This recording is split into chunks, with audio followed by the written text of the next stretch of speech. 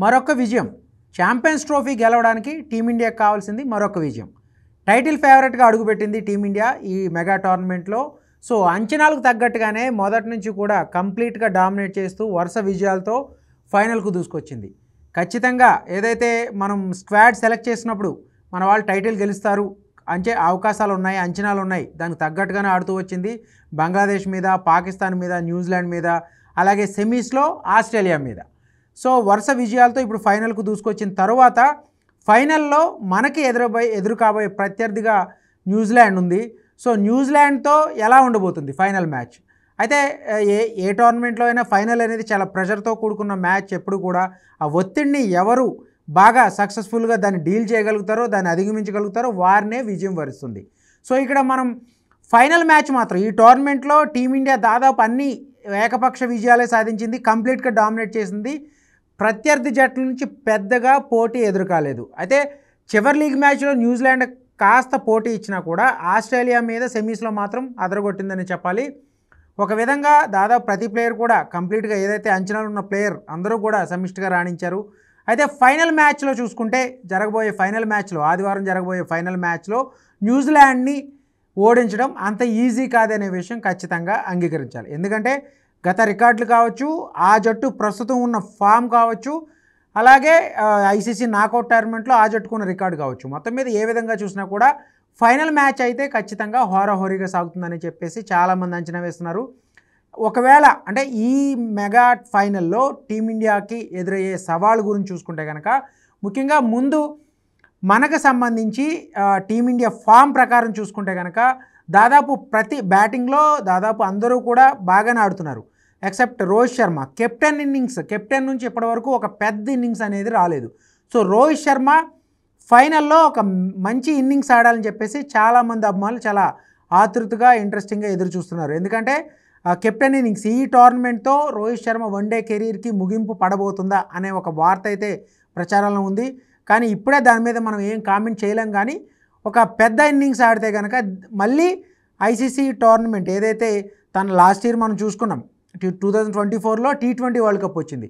So ఇప్పుడు one day అంటే mini world కప్గా పిలుస్తారు, ఛాంపియన్స్ ట్రోఫీ కూడా అందిస్తే ఒక తిరుగులేని అతను ఆల్రెడీ అన్ని ఐసీసీ టోర్నమెంట్లో ఫైనల్కు వెళ్ళిన ఏకైక కెప్టెన్గా రికార్డు కూడా సృష్టించాడు. వన్డే వరల్డ్ కప్ మిస్ అయినప్పటికి కూడా 2023లో T20 వరల్డ్ కప్ 2024 మిస్ అవ్వలేదు.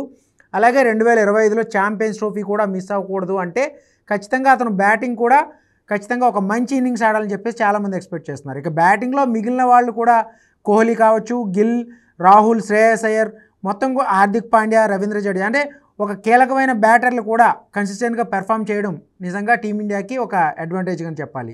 కానీ వీళ్ళందరూ కివీస్ బౌలింగ్ని ఎదుర్కొని ఎంతవరకు నిలబడతారు? ఎందుకంటే కివీస్ బౌలింగ్ని ఎదుర్కొంటూ మనం కాస్త ఇబ్బంది పడ్డాం లీగ్ మ్యాచ్లో. సో ఫైనల్ మ్యాచ్లో ఉండే ప్రెజర్ సిచ్యువేషన్ కాస్త డిఫరెంట్గా ఉంటుంది. సో దాన్ని బాగా హ్యాండిల్ చేయగలగాలి. ఇక రెండో సవాల్గా అంటే చూసుకుంటే కనుక మనకి ఇక్కడ షమి ఏదైతే పేస్ బౌలింగ్ యూనిట్ అలాగే బౌలింగ్ కూర్పు, ఇక్కడ మనం దాని గురించి ఖచ్చితంగా మాట్లాడుకోవాలి. మహమ్మద్ షమి బూమ్రా లేని లోటును దాదాపుగా భర్తీ చేసిన షమి అన్ని మ్యాచ్లో పెర్ఫామ్ చేస్తున్నాడు. కానీ పూర్తి స్థాయి ఫిట్నెస్తో ఉన్నాడా లేదా అనేది ఇప్పటివరకు కూడా ఒక అనుమానంగానే ఉంది. ఎందుకంటే ప్రతి మ్యాచ్లో ఒక 4 ఓవర్లు వేసి మళ్ళీ డగౌట్కి వెళ్ళి కూర్చుని విశ్రాంతి తీసుకుని మళ్ళీ వచ్చి మిగిలిన స్పెల్స్ పూర్తి చేస్తున్నాడు. ఏ మ్యాచ్లో కూడా కంప్లీట్ ఓవర్లు పూర్తి చేయడం లేదు. సో ఆ విధంగా చూసుకుంటే ఫైనల్కి షమి కూడా కీలకమే. ఖచ్చితంగా ఒక సీనియర్ పేస్ బౌలర్గా డెత్ ఓవర్స్లో ఖచ్చితంగా ప్రత్యర్థి బ్యాటర్ని కంట్రోల్ చేయగలిగిన అవకాశం లేదా నైపుణ్యం ఖచ్చితంగా అతనికే ఉంది. కాబట్టి పూర్తి స్పెల్ వేస్తాడా లేదా అనేది చూడాలి. సో షమి ఫిట్నెస్ కూడా కీలకం కాబోతుంది. అలాగే స్పిన్నర్లు ఈ టోర్నమెంట్లో అద్భుతంగా రాణిస్తున్నారు మన స్పిన్నర్లు అందరూ కూడా. ఎందుకే ప్రతి మ్యాచ్లో అంటే రోహిత్ శర్మ చెప్తున్న దాన్ని బట్టి చూస్తే 4 స్పిన్నర్లని మనం కాంబినేషన్లో మాట్లాడుకున్నా కూడా అందులో 2 ఆల్రౌండర్లు ఉంటున్నారు. సో అక్షర్ పటేల్ అండ్ రవీంద్ర జడేజా ఇద్దరు కూడా ఆల్రౌండర్లు. స్పిన్నర్లు కేవలం అక్షర్ పటేల్, రవీంద్ర జడేజా. మిగిలిన స్పిన్నర్లు చూసుకుంటే కనుక అంటే రవీంద్ర జడేజా, అక్షర్ పటేల్, కుల్దీప్ యాదవ్, అలాగే మిగిలిన బౌలింగ్ కాంబినేషన్లో మనకి ఇంకొక అవకాశం ఇస్తే కనుక వాషింగ్టన్ సుందర్ ఉన్నాడు, వరుణ్ చక్రవర్తి ఉన్నాడు. కానీ వరుణ్ చక్రవర్తి, కుల్దీప్ యాదవ్ మాత్రమే ప్రధానమైన స్పిన్నర్లు. సో అక్షర్ పటేల్, రవీంద్ర జడేజా బ్యాటింగ్ ఆల్రౌండర్లుగా టీంలో ఉంటున్నారు. సో ఇదే చెప్తున్నాడు గంభీర్ కానీ రోహిత్ శర్మ ఇద్దరు కూడా ఇదే చెప్తున్నారు. 4 స్పిన్నర్ల వ్యూహం కాదు, ఇద్దరు స్పిన్నర్లు, ఇద్దరు ఆల్రౌండర్లు, ఒక pace bowler. So final combination కూడా ఇదే ఉండబోతుంది. ఎందుకంటే దుబాయ్ పిచ్లో మనకు ఎదురుపోయే సవాల్ ఏంటంటే బ్యాటర్లకు ఎప్పుడు కూడా దుబాయ్ పిచ్ ఒక సవాలే. అక్కడ భారీ స్కోర్లు అయితే నమోదు కావట్లేదు. మనం చూసాం పాకిస్తాన్ ఎలాంటి పిచ్లు రూపొందించిందో, కంప్లీట్గా ఒక ఫ్లాట్ వికెట్స్. పాకిస్తాన్లో జరిగిన ప్రతి మ్యాచ్లో 300+ స్కోర్స్ నమోదయ్యాయి. రీసెంట్గా రెండో సెమీఫైనల్లో కూడా 360 అబోవ్ స్కోర్ వచ్చింది. సో దుబాయ్లో మాత్రం 260, 270 దాటలేదు. అంటే మనకి కంప్లీట్గా బౌలర్ల డామినేషన్ కనిపించింది. కానీ బ్యాటర్లు కూడా కాస్త ఓపిక్గా ఆడితే, సింగిల్స్ తీస్తూ రొటేట్ చేస్తూ, స్ట్రైక్ రొటేట్ చేస్తూ ఒక భారీ ఇన్నింగ్స్ అంటే ఒక పార్ట్నర్షిప్ బిల్డప్ చేస్తే తప్ప ఇక్కడ 260, 270, 280 లోపు స్కోర్ అయితే సాధించలేం. సో ఇది కూడా మన టీమిండియా బ్యాటర్లకి సవాల్గానే చెప్పుకోవాలి. ఎందుకంటే కివీస్ బౌలింగ్ కూడా మనం తేలిగ్గా తీసుకునే పరిస్థితి లేదు. ఏదైతే సెమీఫైనల్లో సౌత్ ఆఫ్రికా బ్యాటర్లు అంత భారీ స్కోర్ చేసిన ఆ ఫ్లాట్ వికెట్ మీద కివీస్ బౌలర్లు శాంట్నర్ ముఖ్యంగా స్పిన్ బౌలింగ్తో సఫారీ బ్యాటర్లు కట్టడి చేయడంతోనే, మ్యాచ్ టర్న్ చేయడంతోనే వాళ్ళు గెలవగలిగారు. అంత భారీ విజయం. లేదంటే ఆ మ్యాచ్ కూడా చాలా చివరి బంతి వరకు జరిగి ఉండేది. ఒక విధంగా 50 రన్స్తో గెలిచినా కూడా బౌలర్లు డామినేట్ చేశారు ఏదైతే ఫ్లాట్ వికెట్ మీద. సో కివీస్ బౌలింగ్ కూడా మనం తక్కువ అంచనా వేయలేం. ముఖ్యంగా మన బ్యాటర్లకి వాళ్ళ బౌలింగ్కి ఒక సవాల్గానే భావిస్తున్నారు చాలామంది కూడా. ఇక పిచ్ విషయానికి వస్తాయి. సో దుబాయ్ పిచ్ మీద పరుగులు చేయడం, బాల్ బంతి మీదకి పూర్తిగా అంటే అందుబాటులోకి రాదు, సరిగ్గా రాదు. కాబట్టి సింగిల్స్ రొటేట్ చేయాల్సి ఉంటుంది. ఒక భారీ షాట్లకు పోకుండా సిక్సర్లు కొట్టడం కూడా అంత ఈజీ కాదు దుబాయ్ స్టేడియంలో. సో అదొకటి మన ఇండియన్ బ్యాటర్లకి సవాల్గానే చెప్పుకోవాలి. ఇక టాస్ కూడా కీలకం కాబోతుంది. నిజంగా చెప్పుకోవాలంటే ఈ టోర్నమెంట్లో దాదాపు అంటే కెప్టెన్గా 11 మ్యాచ్ల్లో టాస్ ఓడిపోయాడు. ఇండియా కూడా ఓవరాల్గా గత 14 వన్డేల్లో ఒకసారి కూడా టాస్ గెలవలేదు టీమిండియా.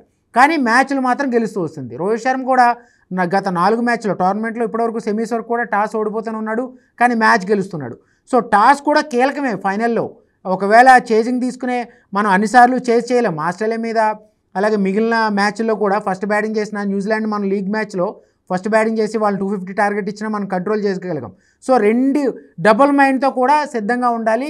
4 స్పిన్నర్ వ్యూహంతోనే ఆడబోతున్నారు అనేది కూడా చాలామంది అంచనా వేస్తున్నారు. సో విన్నింగ్ కాంబినేషన్ని ఎటువంటి పరిస్థితుల్లో మార్చే అవకాశాలు అయితే లేదు. సో మొత్తం మీద ఈ సవాళ్ళు ఏదైతే మనకి, అలాగే ఇంకోటి ఏంటంటే ప్రధానంగా ఐసీసీ టోర్నమెంట్లో టీమిండియా మీద న్యూజిలాండ్కే మంచి రికార్డు ఉంది. ఎప్పుడైతే 2000 ఎడిషన్ అప్పుడు నాకౌట్ ట్రోఫీగా చెప్పేవారు. సో ఛాంపియన్స్ ట్రోఫీ అప్పుడు మన వాళ్ళు ఓడిపోయారు. గంగూలీ కెప్టెన్గా ఉన్నాడు, అటు క్రిస్ క్రైన్స్ ఉన్నాడు. సో ఆ మ్యాచ్లో ఓడిపోయాడు. దానికి సరిగ్గా 25 ఇయర్స్ తర్వాత మళ్ళీ రివెంజ్ తీర్చుకునే ఒక టైం వచ్చింది. సో అలాగే 2019 ఒక హార్ట్ బ్రేకింగ్ మూమెంట్ ఇండియాకి వన్డే వరల్డ్ కప్లో సెమీఫైనల్లో న్యూజిలాండే షాక్ ఇచ్చింది.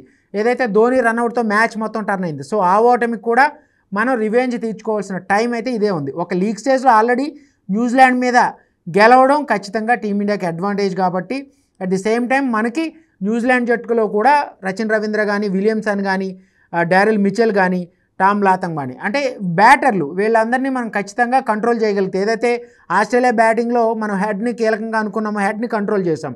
సో దాంతో మ్యాచ్ ఇండియా వశమైంది. సో అలాగే న్యూజిలాండ్ బ్యాటర్లు ఫామ్లో ఉన్నారు. కేన్ విలియమ్సన్ ఎంత మంచి ప్లేయరో వన్డేల్లో మనం చూసుకోవచ్చు. అలాగే రచిన్ రవీంద్ర కూడా ఈ సిరీస్లో న్యూజిలాండ్ తరఫున కన్సిస్టెంట్గా పెర్ఫామ్ చేస్తున్నాడు.